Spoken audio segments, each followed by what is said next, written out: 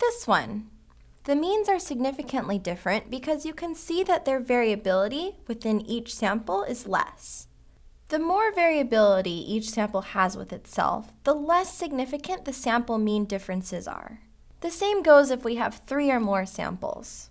Remember how we used a sample mean to construct a 95% confidence interval for the true population mean that the sample came from? In this case, the true population mean would most likely be somewhere in here, in this interval.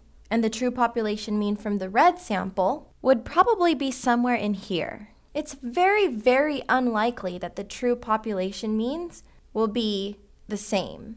But in this case, when there's more variability within the samples, the population mean could be anywhere from here to here for this blue sample, or here to here for the red sample. Thus, there's this overlap here. And it's likely that the populations that these samples came from have the same mean.